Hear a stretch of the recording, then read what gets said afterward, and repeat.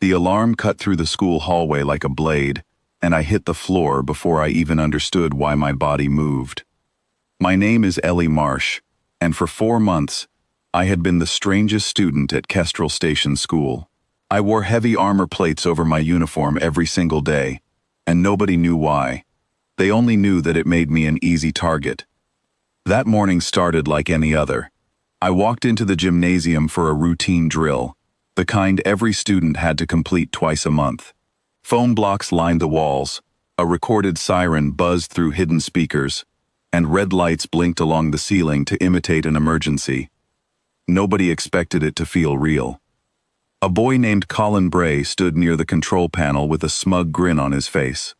He had bragged for days that he would find a way to make my drill more interesting.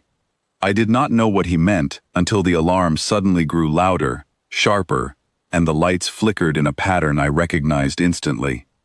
My hands moved on their own. I dropped low, rolled toward the nearest wall, and pressed my back against solid metal. My fingers found the release clasp on my chest plate before my mind even caught up with what was happening. For 4 seconds, the gymnasium disappeared. I was back on a cold mining moon, listening to a real alarm, feeling real dust fall from a cracking ceiling, hearing real screams from people I loved. Then the lights turned green again. The alarm stopped. Colin had only meant it as a prank, flipping a switch to override the drill sequence for a few seconds, thinking it would make me flinch and give everyone a good laugh. He got his laugh, for about 2 seconds. Then it died in his throat when he saw my eyes. The entire class stood frozen. Nobody moved. My chest plate hung loose from one clasp, my breathing came out fast and sharp, and my hands still trembled from a memory that refused to fade quietly. "What is wrong with you?" Colin asked, his voice shaking between mockery and confusion. I did not answer right away. I stood up slowly, fixed my armor back into place, and looked at him with a calm that surprised even myself. "You just triggered something you don't understand," I said quietly. The gym teacher, a stern woman named Marion Blake, stepped forward with wide eyes. She had seen many things in her years teaching at this station, but she had never seen a 14-year-old move like a soldier under real fire. "Ellie," she said carefully, "what did you just do?" I did not want to explain, not there, not in front of everyone. But sometimes, silence causes more damage than truth ever could. "I trained my body to survive," I said, "and it still thinks it needs to." Colin's smirk had vanished completely.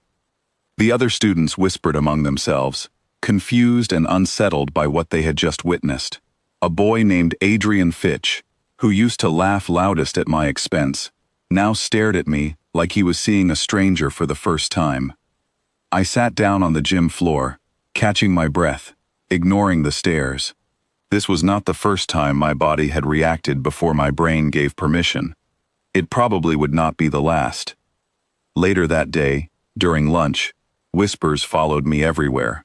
My armor had always made me a target for jokes, nicknames, and quiet mockery. Some called me the Tin Girl. Others made bets on how long I would last before giving it up. That afternoon, nobody joked. They simply watched.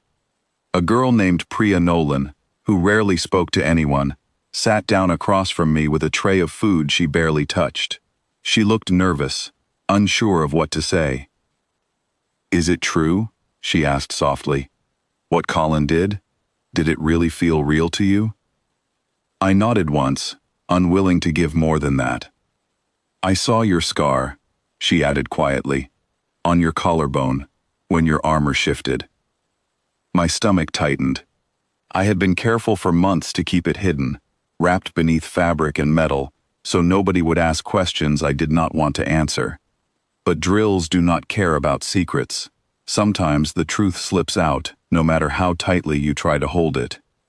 "It is not something I like talking about," I said.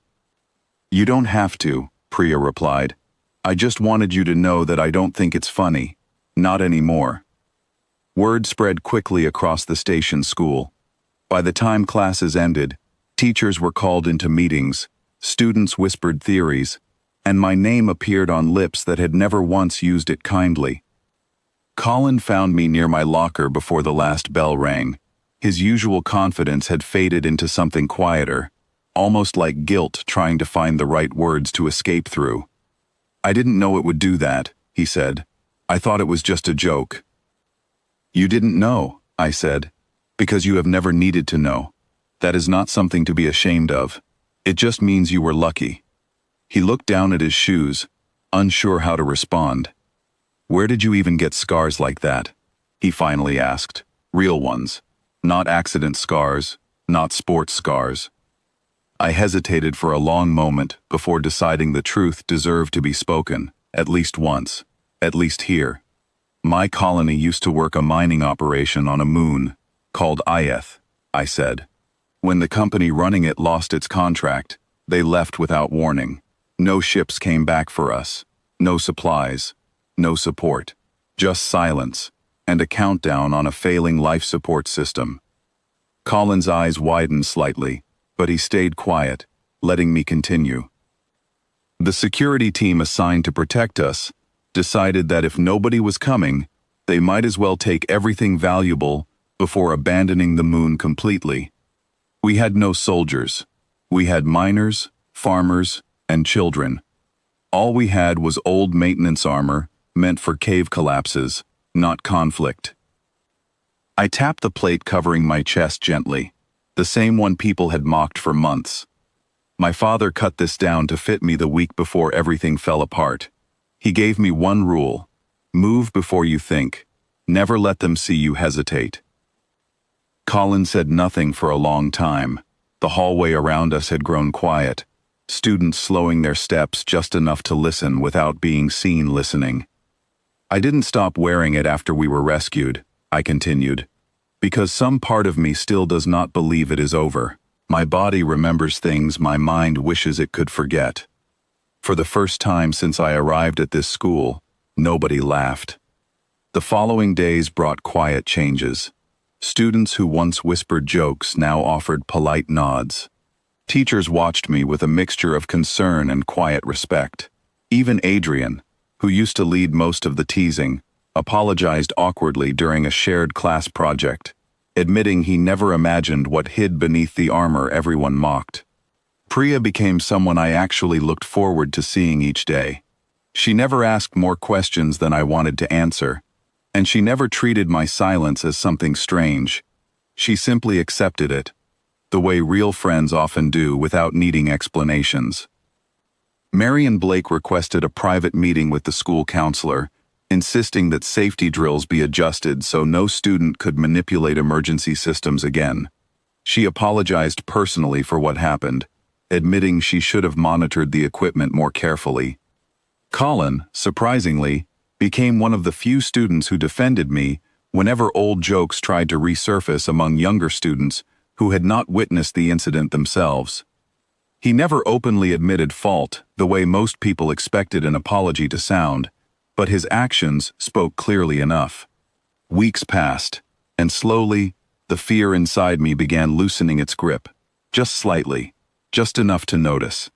One afternoon, during another safety drill, the alarm sounded normally, without any interference or manipulation. My body tensed immediately, muscles preparing for the same reaction as before.